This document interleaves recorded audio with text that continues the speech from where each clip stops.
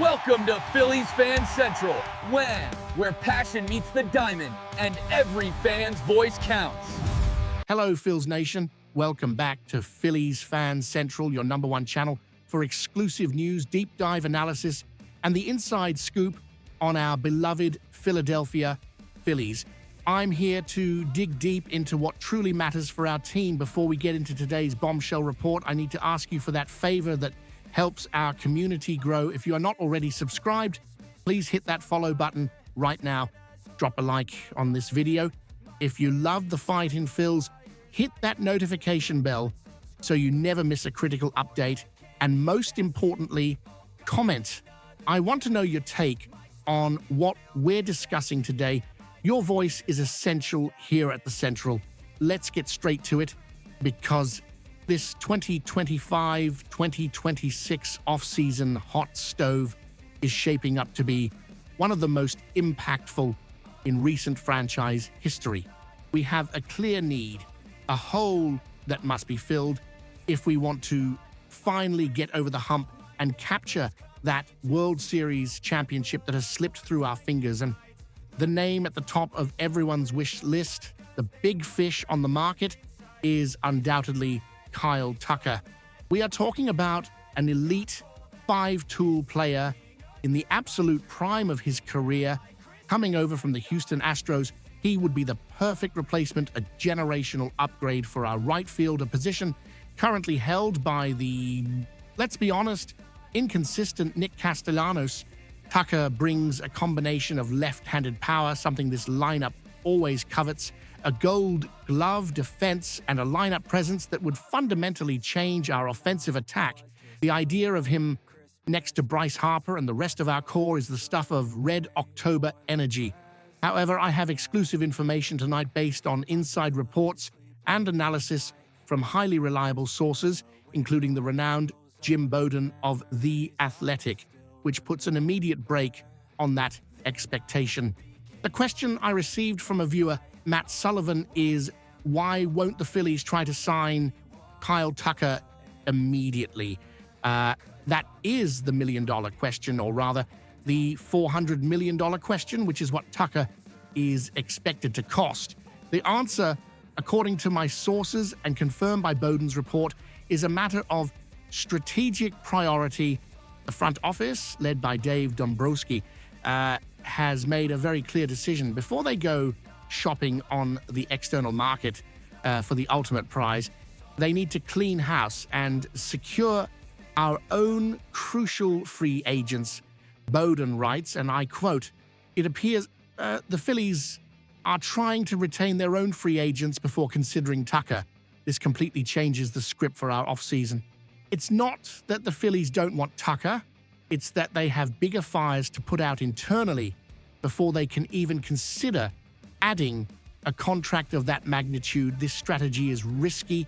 The MLB market is notoriously slow, which might buy us time, but it also means other teams, perhaps with fewer internal strings attached, like the Giants or Dodgers, could move quickly and take Tucker off the board.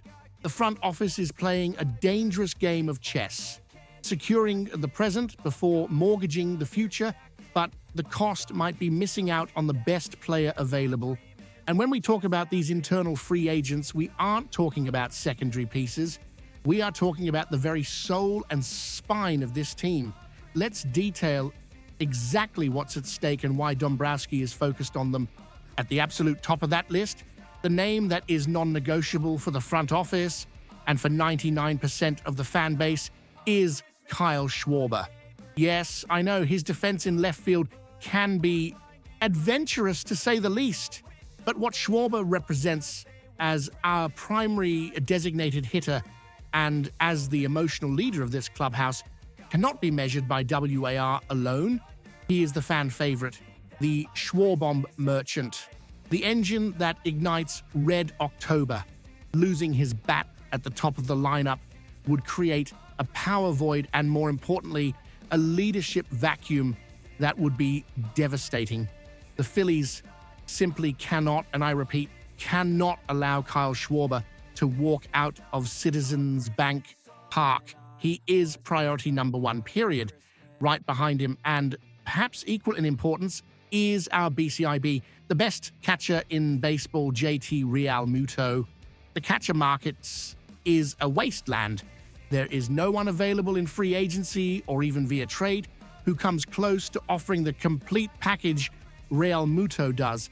We are talking about elite defense, a man who commands our pitching staff with mastery, who has a pop time that nullifies the opposing running game, and who still contributes offensively with power and speed, a rarity for the position.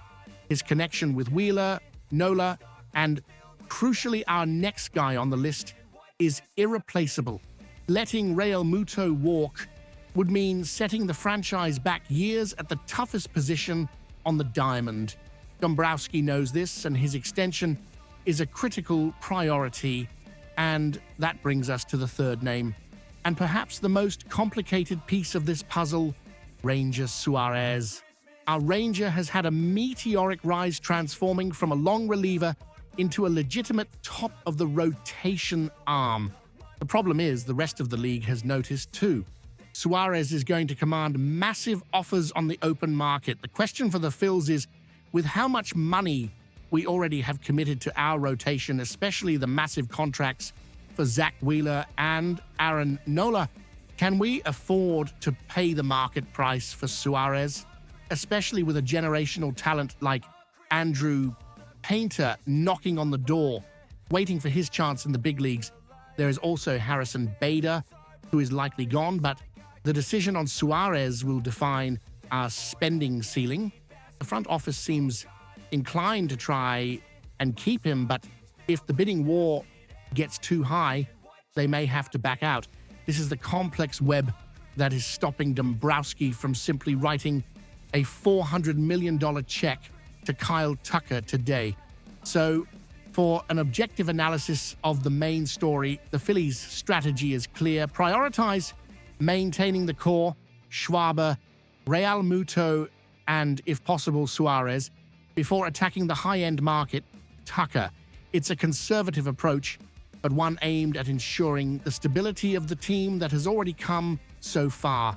The risk is obvious. By waiting, we might miss the window to add the elite talent we need for a title.